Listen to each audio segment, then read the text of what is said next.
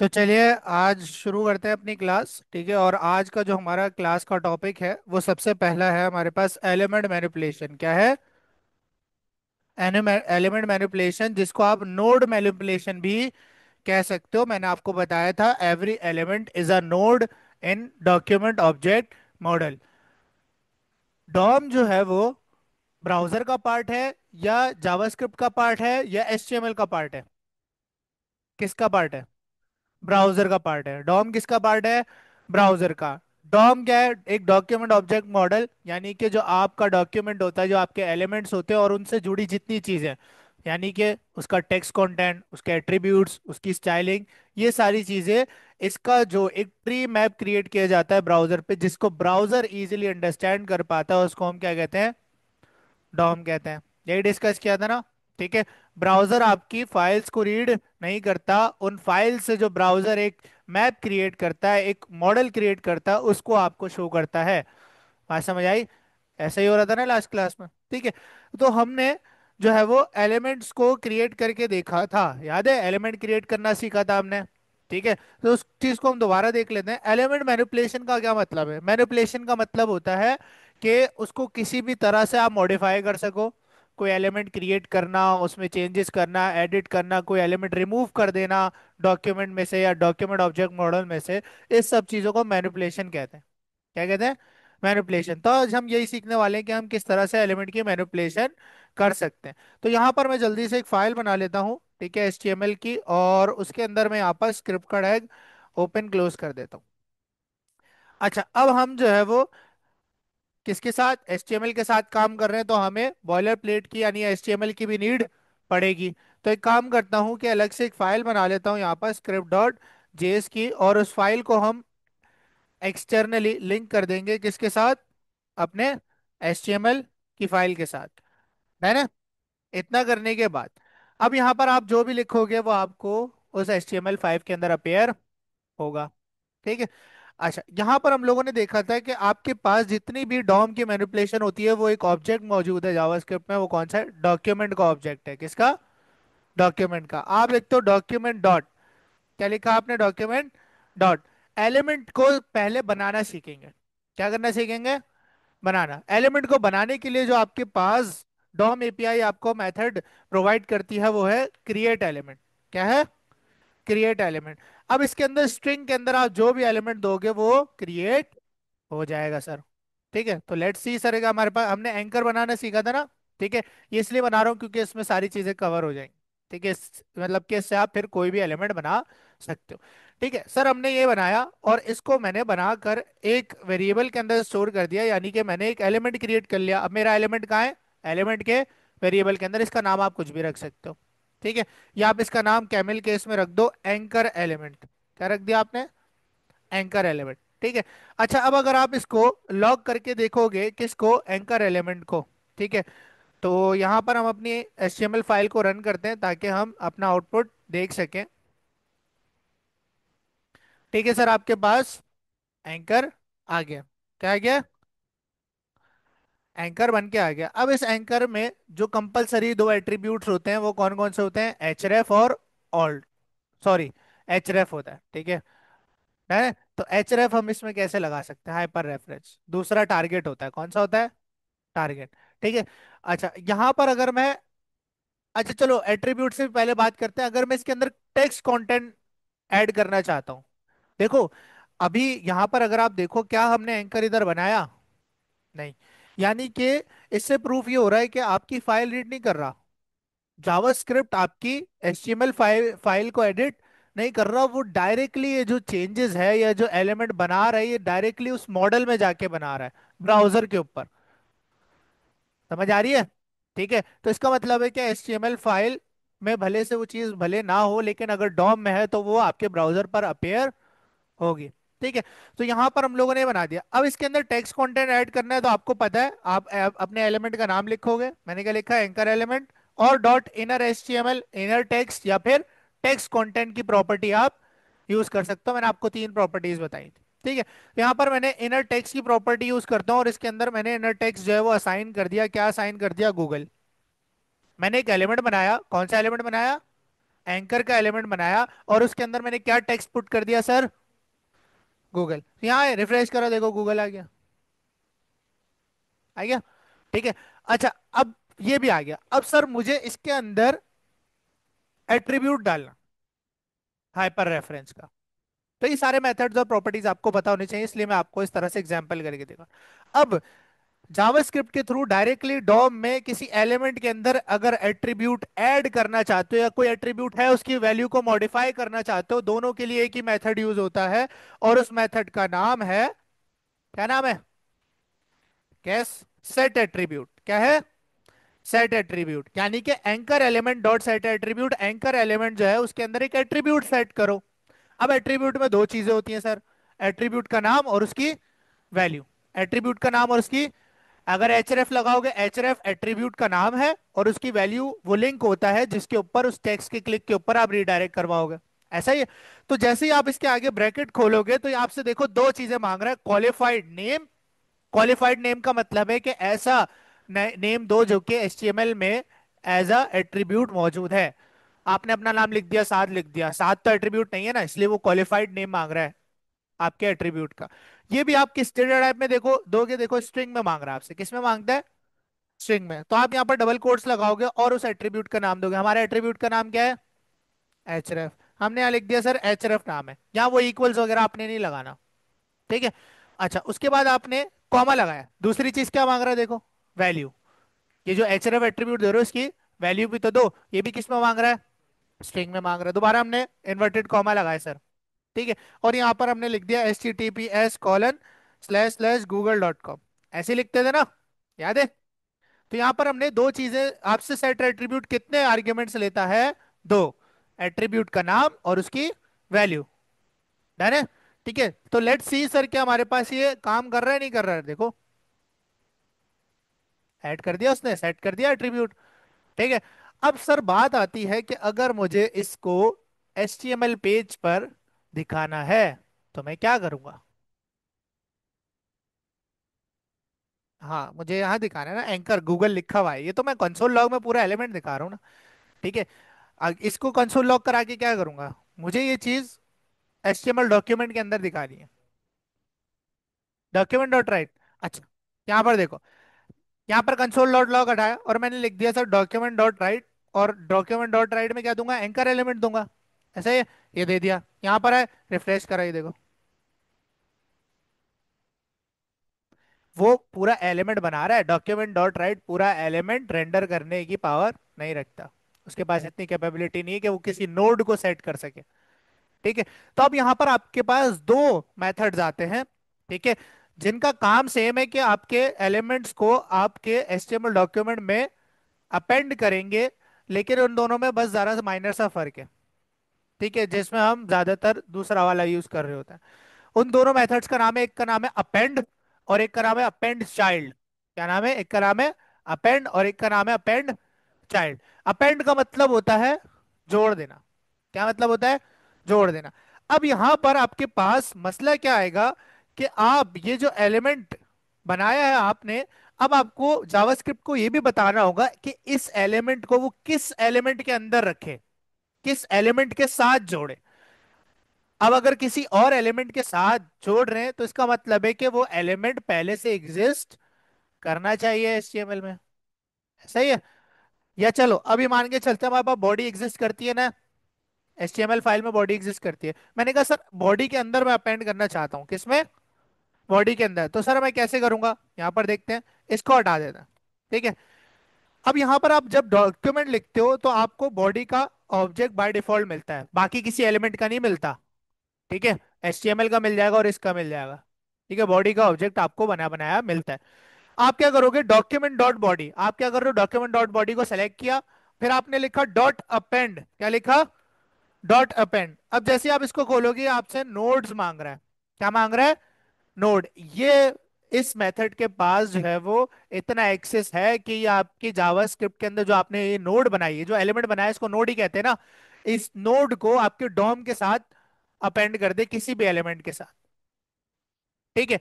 अब अपेंड करते हुए कोई ना कोई, जिस नोड को आप अपेंड कर रहे हो उसका कोई ना कोई पेरेंट होना चाहिए। हम पेरेंट अभी किसको मान रहे हैं?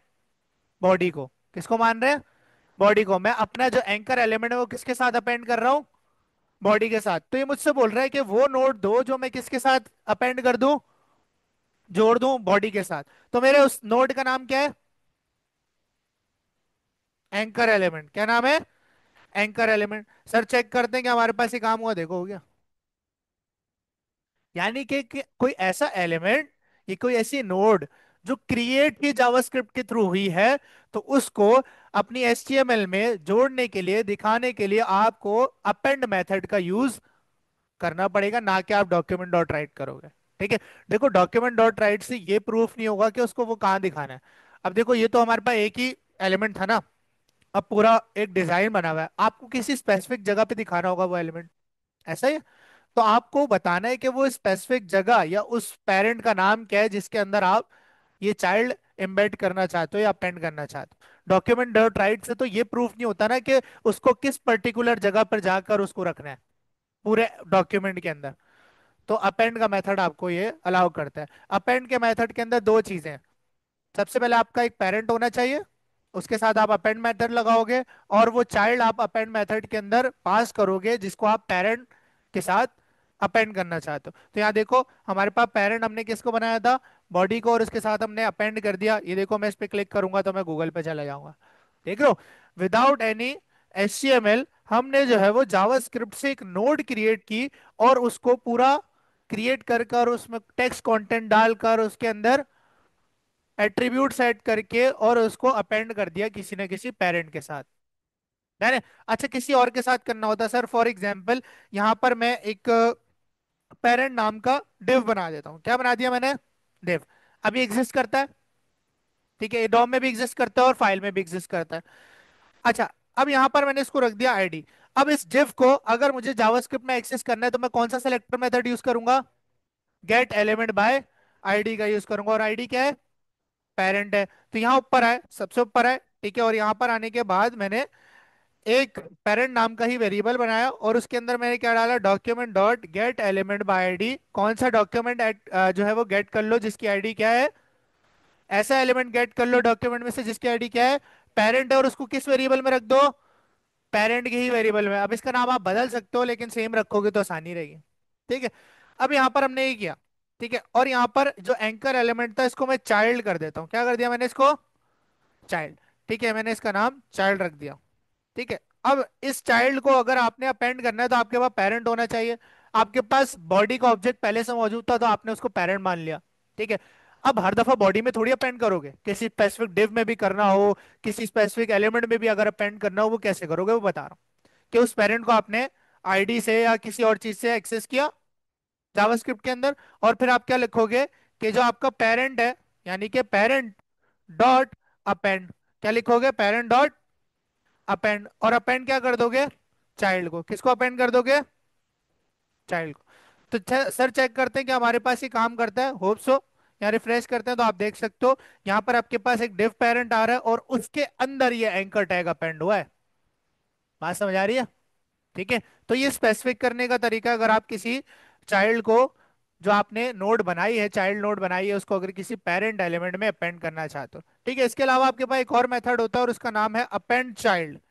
क्या है, अपेंड चाइल्ड। अच्छा अच्छा, जरा चेक करते हैं सर इसमें फर्क क्या है। अगर दोनों का काम अपेंड करना है तो अपेंड और अपेंड चाइल्ड में क्या फर्क है, append child difference. In JavaScript both append and append child are used to add nodes to a DOM element, जो हमने अभी बात करी, ठीक है।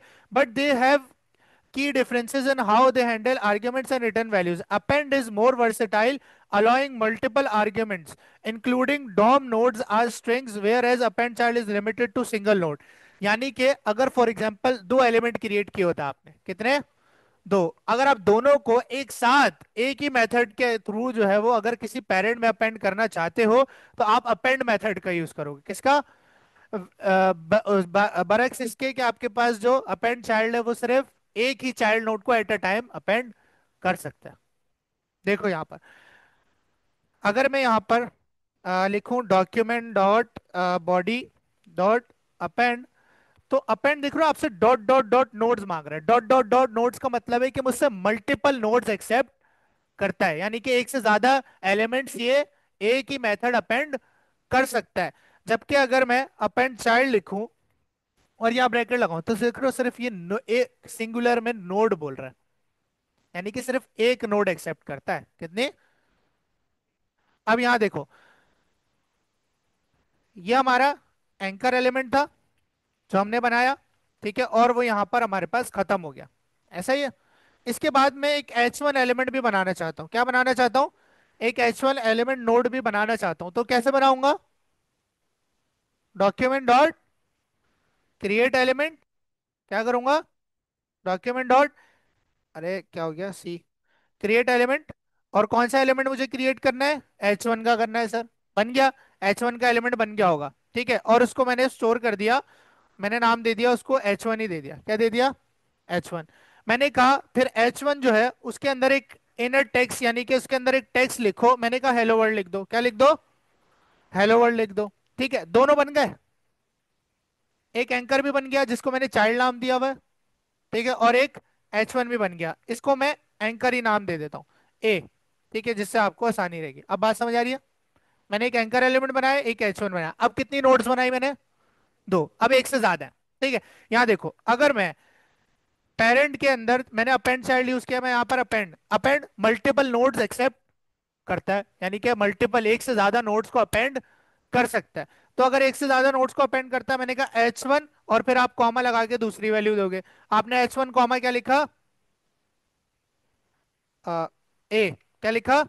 ए। तो सर चेक करते हैं कि हमारे पास ये काम कर रहे नहीं कर रहे। देखो, अपेंड ने दोनों नोड्स कर दी। इसी की जगह अगर अपेंड चाइल्ड लगता, यहाँ पर देखते हैं, तो देखो वो सिर्फ सिंगल नोड जो पहली होगी सिर्फ उसको अपेंड करेगा, बाकियों को। तो ये दोनों में फर्क है। बात समझ आई? अपेंड ज्यादा वर्सेटाइल है, उसको यूज कर लो, ठीक है। अपेंड चाइल्ड अगर सिंगल ही करना है तो अपेंड चाइल्ड यूज कर लो, मल्टीपल करने तो अपेंड मेथड यूज करोगे। बात समझ आ रही है? पक्की बात है? कोई सवाल? पक्की है? ठीक है। वो डिपेंड करता है कि वो तुम्हें कोड करते हुए पता होगा कि सर मेरे पास बहुत सारे एलिमेंट्स एक साथ अपेंड करने, तो अपेंड यूज कर लिया। सिंगल ये तो अपेंड चाइल्ड यूज कर लिया, ठीक है। लेकिन अपेंड यूज करोगे तो अपेंड सिंगल भी करता है, मल्टीपल भी करता है, उसमें सिंगल दो मल्टीपल दो सारे हो जाएंगे। तो अपेंड यूज कर लो, ठीक है। तो ये आपके ऊपर डिपेंड करता है। बात समझ आ गई है सबको? ठीक है। एलिमेंट क्रिएट करने के लिए कौन सा मेथड है? Create element. एट्रीब्यूट सेट करने के लिए सेट एट्रीब्यूट। और आपके पास उस नोड जो आपने बनाई है जावास्क्रिप्ट के अंदर, उसको HTML में जोड़ने के लिए कौन से मेथड यूज होते हैं? अपेंड और append child. Append multiple nodes append कर सकता है, और अपेंड चाइल्ड सिर्फ सिंगल नोड अपेंड करता है। बात समझ आ गई है सबको? पक्की बात है? ठीक है, चलो आगे बढ़ते हैं। अच्छा, अच्छा, अब मुझे एक बात बताओ, अगर मुझे एंकर का कलर कलर बदलना है तो मैं क्या लिखूंगा? एंकर ए डॉट स्टाइल डॉट, अब मेरे पास सारी प्रॉपर्टीज आ रही हैं, मैंने यहाँ पर कलर लिख दिया, ठीक है। जरूरी नहीं कलर, कोई भी प्रॉपर्टी लिख सकते हो, सब है। Border, border colour, background image, सब मिलेगा आपको यहाँ पे, ठीक है। और आपने यहाँ साइन कर दिया ब्लू। क्या साइन कर दिया आपने? ब्लू। इसको स्मॉल कर देते हैं, ठीक है। यहाँ पर है, यहाँ पर आके रिफ्रेश किया। अच्छा, आपके पास वो आ नहीं रहा क्योंकि हमने अपेंड चाइल्ड यूज किया हुआ है। हम अपेंड कर देते हैं इसको ताकि हमें दोनों नोड्स नजर आए। तो आपको देखो ब्लू, वैसे तो बाय डिफॉल्ट ब्लू ही होता है, ठीक है। यहाँ रेड कर देते हैं, रिफ्रेश करते हैं, ये देखो रेड हो गया, ठीक है। बात समझ आ रहा है? ठीक है, बस आपने एलिमेंट उठाना है या एलिमेंट क्रिएट करना है, और उसके ऊपर आप एट्रीब्यूट भी सेट कर सकते हो, टेक्स्ट कंटेंट भी सेट कर सकते हो, और स्टाइलिंग भी कर सकते हो, ठीक है। अगर आपसे कोई इंटरव्यूअर या वाइवा के अंदर XYZ कभी भी जाओ, कोई सवाल पूछे कि कितनी टाइप्स की नोड्स होती हैं, तो आप क्या बताओगे?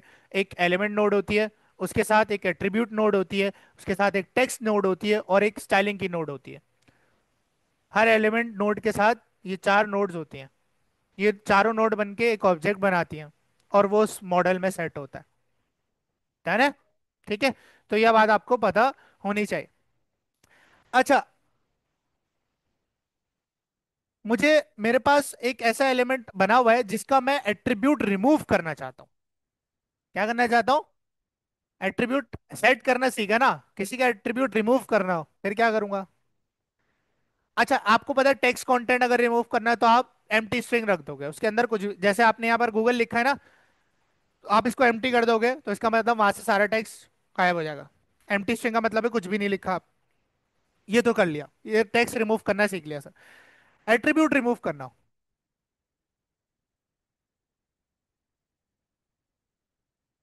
उसके लिए भी मेथड आता है, जैसे सेट एट्रीब्यूट है इसी तरह रिमूव एट्रीब्यूट का मेथड आता है। किसका? रिमूव एट्रीब्यूट का। तो यहाँ पर चलते हैं हम लोग एक जो है वो कोई इमेज बना लेते हैं। ठीक है, यहाँ पर। ठीक है। और अगर मैं अभी इस इमेज को यहाँ पर देखूं, अभी फिलहाल के लिए मैं कोई इमेज नहीं लगा रहा, तो आपको यहाँ पर सोर्स और ऑल्ट नजर आ रहा है। आ रहा है? ठीक है, जो कि एम्प्टी है। ठीक है। तो यहाँ पर एक काम करते हैं, मैं यहाँ पर हेलो डॉट पीएनजी जो कि एग्जिस्ट नहीं करती है ऐसे लिख दिया, तो उसको डॉम तो ऐसे रीड करेगा ही ना, उसको क्या पता हेलो डॉट पीएनजी एग्जिस्ट करती है नहीं करती, उसने लगा दिया। ठीक है, एग्जिस्ट नहीं करती। यहाँ पर ऑल्ट भी लिख देता हूँ एक। मैंने कहा कार इमेज है ये। ठीक है। जैसे ही मैंने ये किया तो आपके पास एक नोड बन गई सामने, और आपको यहाँ पर दिख रहा है हेलो डॉट पीएनजी और कार इमेज का टेक्स्ट आपको नजर आ रहा है। मुझे इसमें से सोर्स या ऑल्ट या दोनों रिमूव करने हो तो मैं कैसे करूंगा? सबसे पहले मैं इस एलिमेंट को क्या दूंगा? आईडी दूंगा, ताकि मैं इसको जावास्क्रिप्ट में एक्सेस कर सकूं। मैंने यहाँ पर इसको ID they the my image नाम की। किस नाम की?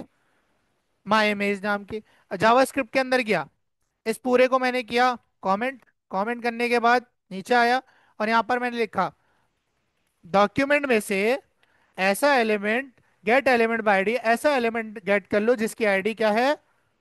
माय इमेज है। और यहाँ पर उसको एक वेरिएबल में रख दो जिसका नाम भी आप माय इमेज रख दो। ठीक है। अब मैं चाहता हूं कि माय इमेज में से एक एट्रीब्यूट जो है वो रिमूव हो जाए, तो आप यहाँ क्या लिखोगे? Remove attribute. क्या लिखा आपने? रिमूव कर दो एट्रीब्यूट। और आपसे अब सिर्फ और सिर्फ, अब देखो वैल्यू नहीं मांगेगा क्योंकि वैल्यू से इसका ताल्लुक नहीं, आप सिर्फ और सिर्फ वो एट्रीब्यूट का नाम दोगे। देखो एक टैग के अंदर मल्टीपल एट्रीब्यूट्स हो सकते हैं ना, तो अब आपको ये भी बताना है कि कौन सा वाला एट्रीब्यूट रिमूव। तो ये भी आप किस में दोगे? स्ट्रिंग में। देखो डेटा टाइप क्या दिखा रहा है? स्ट्रिंग। स्ट्रिंग में आपने दिया, मैंने कहा एसआरसी का एट्रीब्यूट क्या कर दो? रिमूव कर दो। तो यहाँ पर चलते हैं, रिफ्रेश करते हैं, तो देखो आपके पास एसआरसी का एट्रीब्यूट क्या है इमेज में से? आईडी और ऑल्ट आ रहा है। देख रहे हो इमेज के टैग में? ना समझ आ रहा है? ठीक है। तो इस तरह से आप जो है वो इसकी मैनिपुलेशन कर सकते हो। बहुत बहुत सारे मेथड्स हैं मैनिपुलेशन करने के लिए, लेकिन अभी बेसिक आपको इतने ही आने चाहिए। ठीक है। आपने एलिमेंट नोड क्रिएट करना सीख ली, उसको एक्सेस करना सीख लिया आपने। स्टाइल नोड को क्रिएट करना सीख लिया आपने। टेक्स्ट नोड को क्रिएट करना सीख लिया आपने। एट्रीब्यूट नोड को सेट करना सीख लिया, उसको रिमूव करना सीख लिया। है? ठीक है, इससे आप अपना 90% काम कर सकते हो। ठीक है। अब बात हमारी आती है इवेंट हैंडलिंग पे। किस पे? इवेंट हैंडलिंग पे। इवेंट क्या होता है?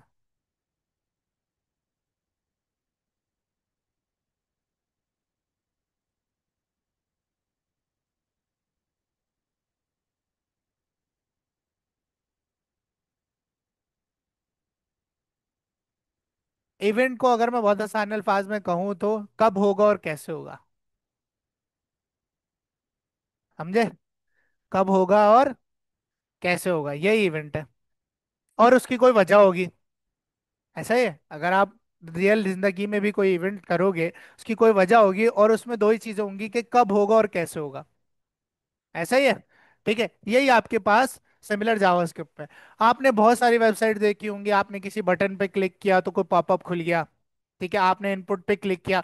अब ये देखो, आपने ऐसे भी फॉर्म्स देखे होंगे जिनमें वो होता है कि आपको बोलता है कि आपने ए कैपिटल, एक कैपिटल लेटर लिखना है, एक स्मॉल लेटर लिखना है, और वो नीचे चेक मार्क्स या क्रॉस मार्क्स आ रहे होते हैं।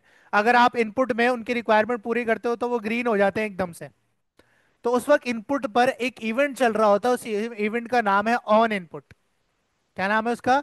इनपुट का इवेंट। जब भी आप किसी फॉर्म के इनपुट में एक वर्ड भी टाइप करते हो तो ब्राउजर पर एक इवेंट कॉल हो रहा होता है, उसका नाम है इनपुट। क्या है? इनपुट। आप चाहो तो देखो, ब्राउजर पे आप इवेंट क्रिएट करो नहीं करो, ब्राउजर पे इवेंट चलते हैं। जो बाय डिफॉल्ट ब्राउजर पे इवेंट सेट है वो चलते हैं। फॉर्म के अंदर सबमिट का इवेंट सेट है। याद है, फॉर्म के सबमिट बटन पे क्लिक करते थे तो आपका फॉर्म खाली हो जाता था, रिफ्रेश हो जाता था page. This is also an event. ठीक है। ब्राउजर पर अगर यूजर इंटरेक्ट कर रहा है और यूजर को इन रिस्पॉन्स कोई एक्शन देखने को मिल रहा है वेबसाइट पर, तो वो इवेंट है। क्या है? अब बहुत सारे इवेंट होते हैं कि माउस ड्रैग करे तो इवेंट हो जाए, किसी चीज पर माउस होवर करे तो कोई काम परफॉर्म हो जाए, किसी बटन पे यूजर क्लिक करे तो कुछ और एक्शन परफॉर्म हो जाए। ठीक है, किसी एक पेज से दूसरे पेज पे जाने की कोशिश करे तो उसको कोई एनिमेशन दिखे। ठीक है, वो अगर किसी फाइल को या मेरे पीडीएफ को मेरी वेबसाइट पर ड्रैग करने की माउस से कोशिश करे तो उसको कोई एक्शन दिखे, कोई उसको पॉपअप, कोई एरर नजर आ जाए, तो ये सब हमारे पास इवेंट्स कहलाते हैं, ब्राउजर इवेंट्स कहलाते हैं। ठीक है। अब ये इवेंट्स भी आपके पास डॉम का पार्ट है, इसका मतलब ये जावास्क्रिप्ट का पार्ट नहीं है, लेकिन इन जावास्क्रिप्ट के जरिए इन इवेंट्स को हैंडल किया जा सकता है। ठीक है। और हम यही देखने वाले हैं कि इन इवेंट्स को आप अपनी मर्जी से हैंडल करके अपनी मर्जी के काम कैसे कर सकते हो। हमने अलर्ट चलाना सीखा था, ऐसे हमने अलर्ट चलाना सीखा था सर। हमने अलर्ट लगाया, हम जैसे ब्राउजर पे जाते थे वो आ जाता था एकदम से। क्या किसी वेबसाइट पे से देखा है कि वेबसाइट खोली अलर्ट चल गया, एकदम सारे जावास्क्रिप्ट का कोड चल गया? नहीं, किसी ना किसी यूजर के एक्शन पे कोई ना कोई काम परफॉर्म हो रहा होता है। आप चाहो सर, मेरा यूजर जब तक जो है वो फॉर्म पे सबमिट नहीं करे तो उसको मैंने डेटा सक्सेसफुली सबमिटेड का अलर्ट नहीं दिखाना, लेकिन आपने तो इसी का ही नहीं, आपने तो डायरेक्ट अलर्ट लगाना सीखा है। ठीक है, तो सर हम ये कैसे करेंगे कि अगर यूजर किसी फॉर्म पर फॉर्म सबमिट करने के बाद क्लिक करे तो उसे अलर्ट दिखाने एक्स वाई जेड कोई भी इवेंट हो सकता है, वो डिफरेंट इवेंट्स हम आहिस्ता आहिस्ता एक्सप्लोर करें। उनमें जो सबसे सबसे बेसिक इवेंट है वो है क्लिक का इवेंट। किसका? कि किसी भी एक्स वाई जेड किसी भी एलिमेंट पर क्लिक हो और कोई एक्शन परफॉर्म हो जाए सर। ठीक है। अब इवेंट हैंडलिंग में दो ही चीजें होती हैं, कब होगा और कैसे होगा। कब होगा आपका इवेंट होता है, और उसके ऊपर जो एक्शन होगा वो कैसे होगा होता है। ठीक है, यहां पर देखो, बहुत सिंपल रखते हुए यहां पर मैं सिर्फ और सिर्फ एक बटन बनाता हूं। क्या बनाया मैंने? बटन बनाया। ठीक है। थोड़ा सा यहां पर हम लोग जो है वो आर्टिकल्स भी देख लेते हैं, event handling and events in JavaScript.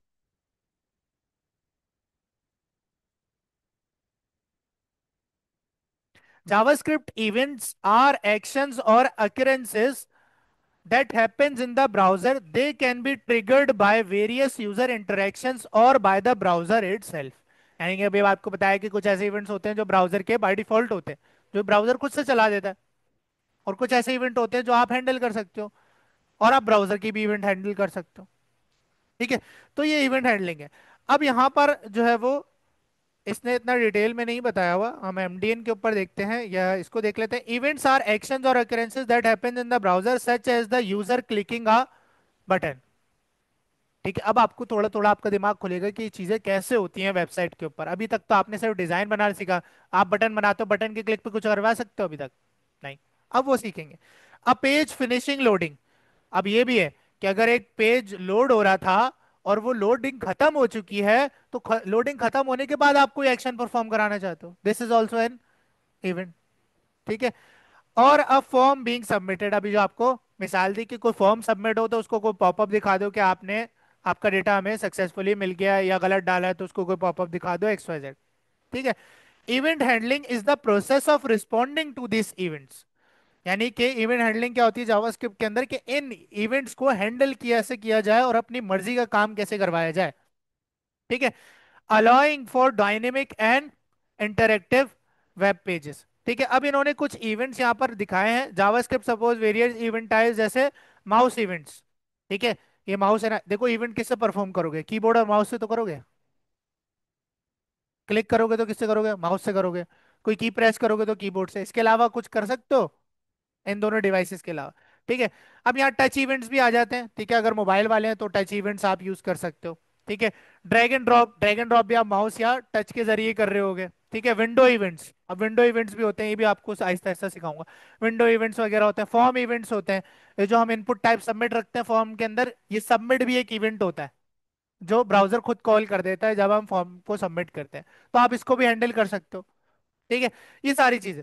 अब यहाँ पर माउस इवेंट में जो सबसे बेसिक इवेंट है वो क्लिक का, किसी भी एलिमेंट पर क्लिक हो और कोई एक्शन परफॉर्म हो जाए। तो यहाँ पर देखते हैं सर हम ये कैसे कर सकते हैं। अब इसको करने के दो तीन तरीके हैं। ठीक है। यहाँ पर सबसे पहले देखते हैं,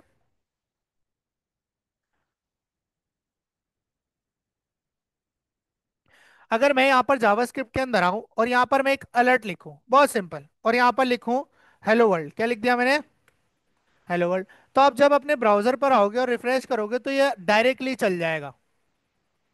यानी कि ये विदाउट एनी कॉल या विदाउट एनी ट्रिगर या किसी एक्शन या किसी इवेंट के ऊपर कॉल नहीं हो रहा है। तो इस चीज को सही करने के लिए आप क्या करोगे कि आप एक इवेंट बनाओगे।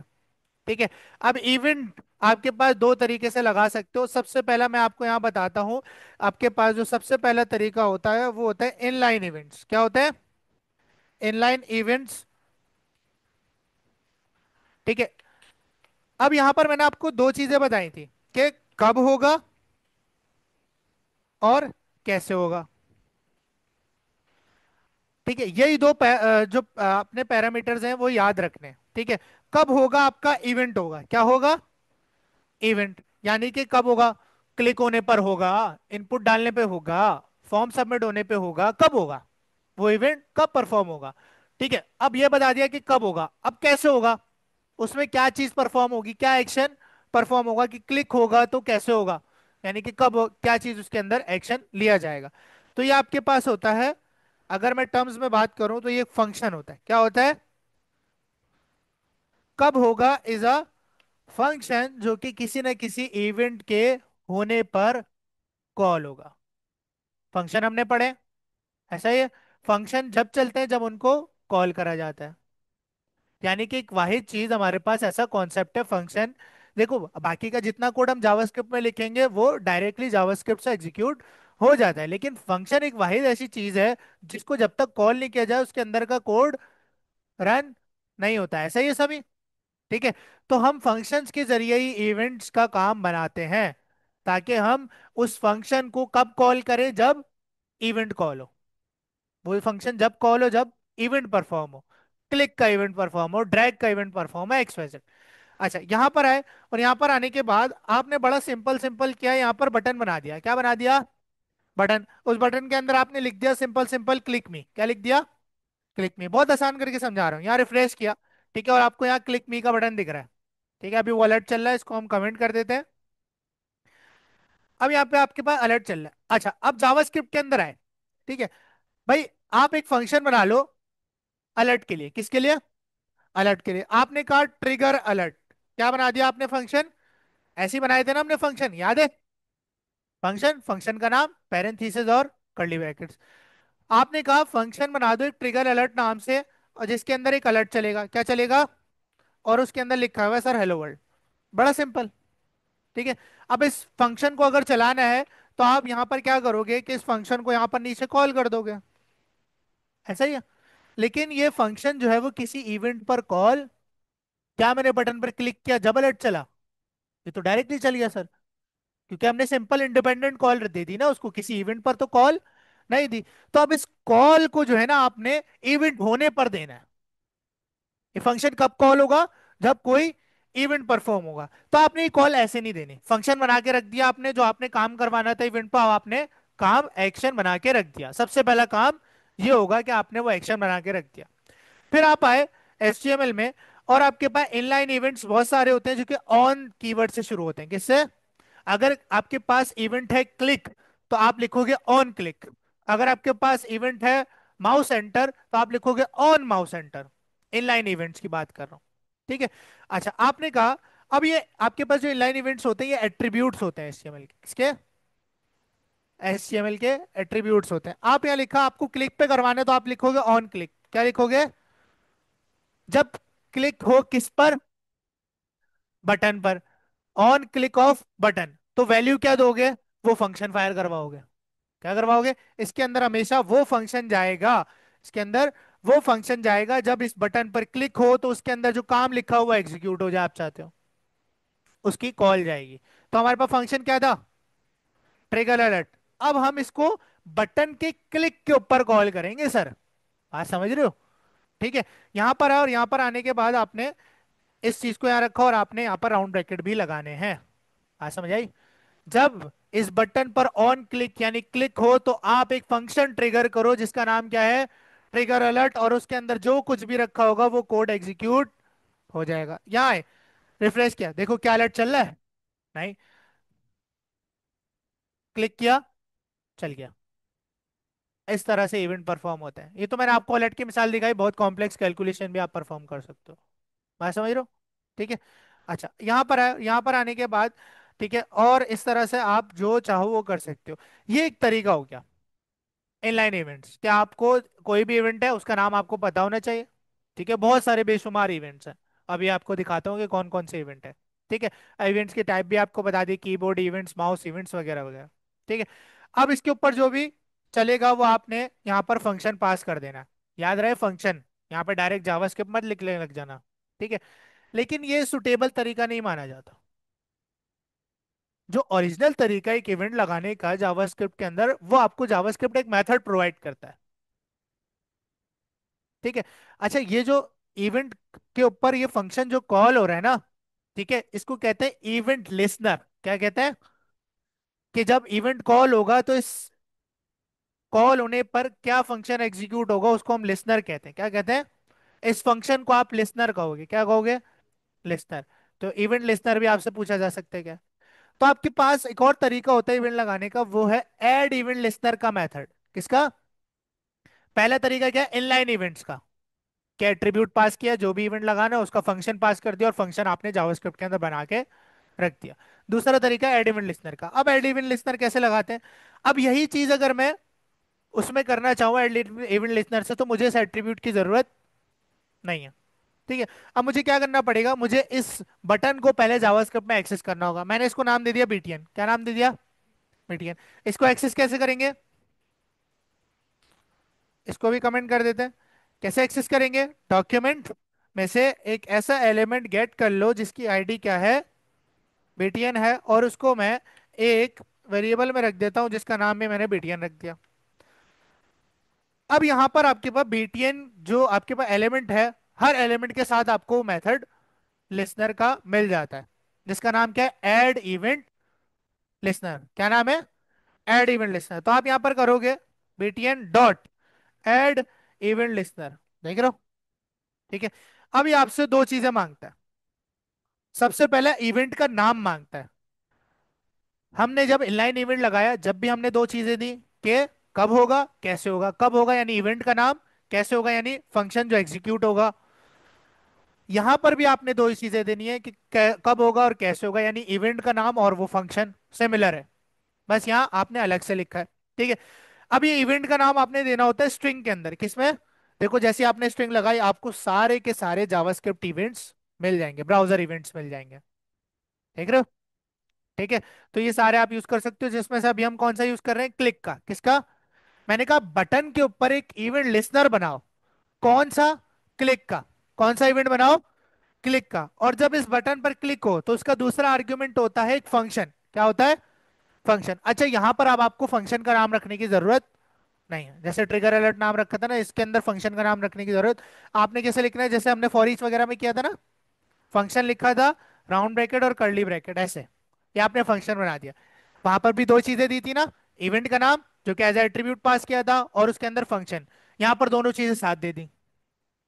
ठीक है, आपने वो एलिमेंट सबसे पहले गेट कर लिया, उसके ऊपर आपने एक लिसनर लगाया, उसके अंदर सबसे पहले इवेंट बताओगे कि उस एलिमेंट पे कौन सा इवेंट परफॉर्म हो, क्लिक का हो, होवर का हो, तो वो फंक्शन चल जाए जो आप इसके दूसरे आर्ग्यूमेंट में पास करोगे।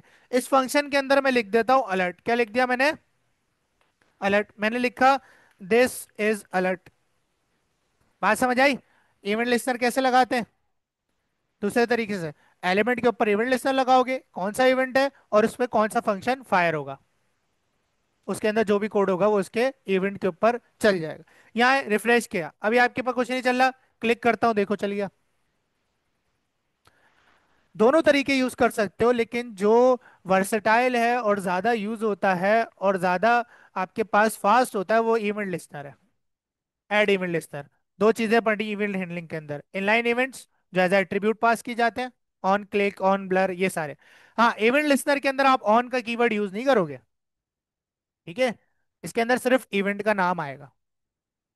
ठीक है, अच्छा अब यहाँ देख लेते हैं सर कितने हमारे पास जो है वो इवेंट्स होते हैं। तो ये सारे इवेंट्स जो है आपके पास डॉक्यूमेंट के ऑब्जेक्ट के अंदर आपको मिलेंगे। तो कंसोल डॉट, अब मैं आपको दिखा रहा हूँ। ठीक है, डॉक्यूमेंट को अगर मैं डॉक्यूमेंट की डायरेक्टरी यहाँ पर देखूं, तो मेरे पास पूरा डॉक्यूमेंट ऑब्जेक्ट मुझे यहाँ मिल जाएगा। अगर इसको खोलोगे, लोकेशन, यूआरएल, चार सेट, बॉडी, हर चीज़ आपको यहाँ मिल जाएगी। ठीक है, अच्छा यहाँ पर आपके पास ऊपर जाओगे ना, तो यहाँ पर जितने भी नाम ऑन से आ रहे होंगे इस ऑब्जेक्ट के अंदर, देखो यहाँ से शुरू हो रहा है ऑन अबाउट से। On abort, on animation end, ये देखो कोई एनिमेशन चल रही है, वो एंड हो जाए उस पर्टिकुलर एलिमेंट पे, तो आपको एक्शन परफॉर्म करना चाहते हो, ये भी इवेंट मौजूद है। ठीक है। ऑन एनिमेशन आइट्रेशन, कोई एनिमेशन लूप के अंदर चल रही है, वो बार बार चल रही है, तो बार बार आप क्या परफॉर्म कराना चाहते हो। ठीक है। ऑन एनिमेशन स्टार्ट, कोई एनिमेशन स्टार्ट हो तो आप क्या परफॉर्म कराना चाहते हो, कोई एक्शन परफॉर्म कराना चाहते हो, एक्स कुछ भी कर सकते हो। ठीक है। उसके बाद ऑन बिफोर कॉपी, अगर आप कोई चीज कॉपी करते हो राइट क्लिक करके, तो कॉपी होने से पहले क्या होना चाहिए, ऑन कॉपी आफ्टर भी होगा इसमें अभी। ठीक है। फिर आता है आपके पास ऑन बिफोर कट, अगर आप कंट्रोल एक्स करते हो किसी चीज को, तो आप उसके ऊपर भी कोई एक्शन परफॉर्म, अगर कोई कंट्रोल एक्स करने की कोशिश कर रहा है तो आप उसको प्रिवेंट कर दो और उसको मैसेज दिखा दो यू कांट कॉपी। तो ये सब बहुत आसान है, अगर आपको डॉम आता है तो बहुत आसान है ब्राउजर पे। ठीक है। ऑन बिफोर इनपुट, इनपुट होने से पहले, यूजर ने कुछ डाला नहीं, उसने सिर्फ इनपुट सेलेक्ट किया, कुछ परफॉर्म कराना चाहते हो। ठीक है। ऑन बिफोर मैच, अगर आप कोई चीज मैच करवा रहे हो दो चीजें, तो मैच होने से पहले कोई एक्शन परफॉर्म कराना चाहते हो। ठीक है। ऑन बिफोर पेस्ट, पेस्ट का भी है, जैसे कॉपी कट का है, पेस्ट का भी है। ठीक है। ऑन बिफोर टॉगल, टॉगल कहते हैं काम जो है सीधा हुआ है तो उल्टा हो गया, उल्टा है तो सीधा हो गया, यानी ऑपोजिट डायरेक्शन में चल रहा है, ए तो बी हो गया, बी ए तो ए हो गया, जिसको हम टॉगल कहते हैं। ठीक है। अगर कोई चीज ए पॉइंट पे तो उसको बी पॉइंट पे ले जाओ, फिर दोबारा से वो एक्शन परफॉर्म हो तो बी पॉइंट पे दो, ए पॉइंट पे। ठीक है। इसको हम टॉगल कहते हैं, जो स्विच होता हो रहा होता है आपस में। ठीक है। उसके बाद ऑन ब्लर, अगर कोई चीज ब्लर हो जाए, अगर आप सीएसएस से वगैरह से या किसी भी चीज से कोई चीज ब्लर करवा रहे हो अपने डॉक्यूमेंट के ऊपर, तो उसके ऊपर कोई एक्शन परफॉर्म कराना चाहते हो। Cancel, can play through, on change, on change काम आता है सिलेक्ट में, जब आप सिलेक्ट बनाते हो उसके अंदर जो ऑप्शंस बनाते हो, वो जो आप ऑप्शन सेलेक्ट कर रहे होते हो वो सेलेक्ट में, सेलेक्ट के अंदर इवेंट तो कॉल हो रहा होता है ब्राउजर की तरफ से, लेकिन बाय डिफॉल्ट ब्राउजर के अंदर उस इवेंट में कोई चीज सेट नहीं होती, तो आपको कोई एक्शन देखने को नहीं मिलता। वो बस इतना करता है ब्राउजर के, आपके पास जब आप कोई वैल्यू सेलेक्ट करते हो तो ऑन चेंज का इवेंट चलता है और वो ऊपर सेट कर देता है लाके वैल्यू, ये ब्राउजर कर रहा होता है। आपको लगता है कि वैसे हो रहा है, लेकिन ये ब्राउजर पीछे कर रहा होता है। ठीक है। उसके बाद ऑन क्लिक, जो हमने पढ़ा, ऑन क्लोज, अगर कोई चीज क्लोज हो जाए, ठीक है, तो आप उस पर कुछ कराना चाहते हो, और बेशुमार यहाँ पर बेशुमार माउस के कीबोर्ड के, आप चाहो तो पूरा कीबोर्ड की कीज डिसेबल कर दो। आप चाहो तो ये जो हम राइट क्लिक करते हैं ना, इसको भी आप डिसेबल कर सकते हो। अच्छा, राइट क्लिक डिसेबल करके दिखाऊंगा, लेकिन अभी नहीं, अभी आपको मैंने इवेंट का पैरामीटर नहीं पढ़ाया। ठीक है। तो ये सारी चीजें बहुत आसान है करना इसके अंदर। अच्छा, यहाँ पर अब आपके पास एक होवर का भी आता है। देखो यहाँ पर मैंने इसको मिटाया, हमने बटन के ऊपर क्लिक लगाया था ना, क्या लगाया था, क्लिक। अब अगर मैं इस क्लिक की जगह कर दूं कि बटन पर जब होवर हो, जब ये फंक्शन चल जाए, अब क्लिक नहीं होगा, सिर्फ माउस रखूंगा उसके ऊपर और ये चल जाएगा, देखना। यहाँ पर आया, यहाँ पर रिफ्रेश किया, देखो, let me check, on mouse enter. अच्छा, तो यहाँ पर आपके पास माउस एंटर का इवेंट होगा, किसका, माउस एंटर का, यानी कि होवर यही होता है ना कि किसी चीज पे माउस का कर्सर एंटर कर जाए, यही चीज होवर होती है, तो आप इसको इवेंट में माउस एंटर कहते हैं, क्या कहते हैं, माउस एंटर। तो चेक करते हैं सर क्या हमारे पास काम करता है, देखो, मैंने सिर्फ माउस रखा है, क्लिक क्लिक नहीं दबाया, देखो अलर्ट चल गया, है ना। तो अब आपको ये इवेंट मैनिपुलेशन समझ आनी चाहिए, इससे फिर हम थोड़े मिनी प्रोजेक्ट्स बनाना शुरू करेंगे। ठीक है, थोड़ा जेसन पे काम करेंगे ताकि आप अपने प्रोजेक्ट में इम्प्लीमेंट कर सको उसको। आज क्या तारीख है।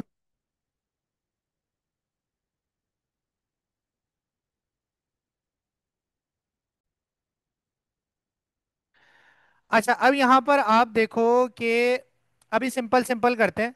फॉर एग्जाम्पल, मेरे पास डॉक्यूमेंट डॉट राइट लिखता हूँ, ठीक है, और उसके अंदर मैं लिखता हूँ एक H1। ठीक है, इसमें मैंने क्या लिखा है, एक H1 लिखा, और उस H1 को मैंने कर दिया क्लोज। ठीक है, ऊपर मैं एक वेरिएबल बनाता हूँ जो मैं जावास्क्रिप्ट के अंदर बना रहा हूँ, उस वेरिएबल का नाम मैंने नेम रखा और उसमें मैंने अपना नाम स्टोर कर दिया। सही है। क्या स्टोर कर दिया, नाम। अभी सिंपल बता रहा हूँ, फिर इसको मैं इवेंट एलिमेंट मैनिपुलेशन के साथ सिखाऊंगा। अब अगर तुम्हें ये वेरिएबल नेम H1 के बीच में पास करना, कैसे करोगे, क्योंकि स्ट्रिंग के बीच में नेम लिखोगे तो वो एज इट इज आ जाएगा, क्योंकि स्ट्रिंग तो एज इट इज प्रिंट हो जाती है। ठीक है। तो तुम एक जुगाड़ ये लगाओगे कि यहाँ पर तुम कॉनकैट करोगे और यहाँ पर तुम H1 को क्लोज कर दोगे। ठीक है, और यहाँ पर कॉन्केट करने के बाद नेम को पास कर दोगे, ऐसा ही। H1 के बीच में तुमने नेम को कॉन्केट कर दिया। ठीक है, चेक करते हैं सर क्या हमारे पास ये काम करता है, रिफ्रेश करते हैं, देखो तैयाब आ गया, आ रहा है। लेकिन इसमें क्या हुआ कि अगर मुझे 10 या दो तीन वैल्यूज और जोड़ के लिखनी है तो क्या मैं कॉन्केटेनेशन ही लगाता रहूंगा? अब यहाँ पर इसका एक हल है कि आप जो है वो कुछ ऐसा सिंटेक्स लिखें सर कि मैं जावास्क्रिप्ट के अंदर HTML या स्ट्रिंग्स को मिला के लिख सकूं। कैसे लिखेंगे? यहाँ पर आए। अब यहाँ पर आप डबल कोट्स या सिंगल कोट्स नहीं डालोगे, आप एक सिंबल डालोगे जिसको हम कहते हैं बैक टिक्स। ये आपकी स्केप की के नीचे मौजूद होता है, ये वाला सिंबल देखो, कीबोर्ड पे देखो, स्केप की के नीचे ये इस तरह का कोटेशन होगा, आर सा। स्केप के नीचे जो की है उसके ऊपर एक सिंबल बना होगा, ये वाला, और उसके साथ एक ये वाला बना होगा, इसको हम बैकटिक कहते हैं। क्या कहते हैं? बैकटिक। ये आपको अलाउ करता है कि आप इसके अंदर जावास्क्रिप्ट और स्ट्रिंग या HTML को मिला के लिख दो। देखो इसके अंदर अब मैं क्या करूंगा, यहाँ पर मैंने H1 लिखा और H1 को क्लोज कर दिया, लिख दिया। अब मुझे कॉन्केटिनेशन नहीं डालनी इसके बाहर आके या वगैरह वगैरह। अब मैं इसके बीच में जावास्क्रिप्ट लिखना चाहता हूँ ना, यहाँ पर इसके बीच में, तो यहाँ पर एक सिंटेक्स आता है और वो सिंटेक्स है डॉलर कर्ली ब्रैकेट्स। क्या लिखोगे? डॉलर और कर्ली ब्रैकेट्स लगाओगे और इसके बीच में आप जावास्क्रिप्ट लिख दो। ठीक है, आपने यहाँ पर नेम का वेरिएबल पास कर दिया। बात समझ आई? बात समझ आई? बैकटिक्स के बीच में आप स्ट्रिंग या HTML लिखते रहो, जहां जावास्क्रिप्ट लिखनी है वहां डॉलर कर्ली ब्रैकेट खोल दो। बात समझ आई? ठीक है, यहाँ पर आया, रिफ्रेश करा, देखो अभी भी आपके पास तैयब लिखा हुआ आ रहा है ना? ठीक है, तो ये आपके पास कहलाता है, ये सिंटेक्स कहलाता है टेम्पलेट लिटरल। क्या कहलाता है?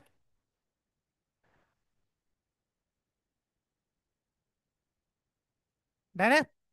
बात समझ आ गई है? ठीक है। अच्छा, सिमिलरली अगर मैं अपना कोई यहाँ पर, अच्छा क्या है, इस सिंटेक्स को मैं अपने इस अलर्ट में यूज कर सकता हूँ? बिल्कुल, जहां मैं स्ट्रिंग लिख सकता हूँ वहां इस सिंटेक्स को यूज वहां हर जगह कर सकता हूँ। देखो यहाँ पर अब ये डबल कोट सिंगल कोट्स की जगह, अच्छा ये बेस्ट प्रैक्टिस है, आप जावास्क्रिप्ट लिखो या ना लिखो, आप बैकटिक्स लगाओ, वो अच्छी अप्रोच है। ठीक है, हर जगह। अब यहाँ पर आपने लिखा माय नेम इज, और यहाँ पर आपने, या फॉर एग्जांपल मैंने लिख दिया आई लिव इन, और यहाँ पर मैं डायनेमिक सिटी देना चाहता हूँ जो वेरिएबल से आएगा। किससे आएगा? वेरिएबल से। तो आप क्या करोगे, ऊपर एक वेरिएबल बना लोगे सिटी नाम का, किस नाम का, और इसमें आपने कराची स्टोर कर दिया। क्या स्टोर कर दिया? कराची स्टोर कर दिया सर। अब इस सिटी वेरिएबल को आपने इसमें पास करना है, तो आप इनके बाद स्पेस दो और डॉलर कर्ली ब्रैकेट लगा और सिटी वेरिएबल आपने यहाँ पास कर दिया। चेक करते हैं कि सर हमारे पास ये चलेगा नहीं चलेगा, देखो आई लिव इन कराची आ रहा। डन है? तो इस सिंटेक्स से आपको बहुत फायदा होगा, वरना आप कॉन्केटिनेशन और कॉमा लगा लगा के थक जाओगे। है ना? ठीक है, बात समझ आ गई? कोई भी सवाल है XYZ आज के लेक्चर में पूछ लो।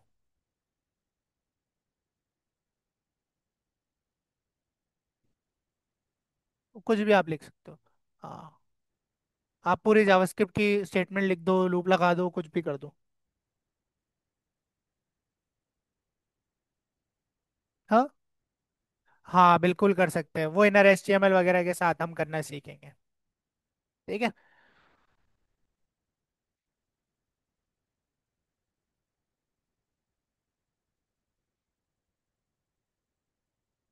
हाँ, ये अच्छा सवाल है, देखो एड इवेंट लिस्नर एक मेथड है, method is also a function, जो कि ऑब्जेक्ट के अंदर बना होता है। ये भी फंक्शन है, उस फंक्शन के अंदर मैंने एक और फंक्शन बनाया। ऐसा फंक्शन जो एक और फंक्शन के अंदर बना होता है उसको हम कॉल बैक फंक्शन कहते हैं। क्या कहते हैं? कॉल बैक फंक्शन कहते हैं। और जो कॉल बैक फंक्शन होता है उसको किसी कॉल की नीड नहीं होती, अगर उसका पेरेंट फंक्शन कॉल हुआ है तो वो फंक्शन ऑटोमेटिकली कॉल हो जाता है। अगर एड इवेंट लिसनर कॉल हुआ है तो इसके अंदर जो फंक्शन बनाऊंगा जितने भी, वो ऑटोमेटिकली कॉल, अगर मैं इंटेंशनली उसको नाम देता हूं तो फिर मुझे उसे ट्रिगर करना पड़ेगा, ये ऑटोमेटिकली इन्वोक होगा। ठीक है, कॉल बैक फंक्शन इसका ऑटोमेटिकली इन्वोक हो जाता है। कब ऑटोमेटिकली इन्वोक होगा? जब इवेंट परफॉर्म होगा, जो इवेंट मैं इसको दूंगा। बात समझ आ गई? इवेंट समझ आ गया? इवेंट हैंडलिंग दो तरीके से होती है, इनलाइन इवेंट से एज ए एट्रीब्यूट पास करते हैं, उसके अंदर फंक्शन देते हैं, और एक ऐड इवेंट लिस्नर के मेथड से। जिनमें अच्छा और रिलायबल और फास्ट कौन सा है? Add event listener. तो मैं आपको ही बोलूंगा कि आप ऐड इवेंट लिस्नर का यूज करो। ठीक है, अच्छा, उसकी भी अब आपने जो है वो याद रहना चाहिए, क्योंकि जब आप रिएक्ट वगैरह करोगे तो वो फिर रिएक्ट के अंदर सबसे ज्यादा इनलाइन इवेंट्स यूज होते हैं रिएक्ट जेएस के अंदर। दोनों अप्रोचेस आपको आनी चाहिए, है ना।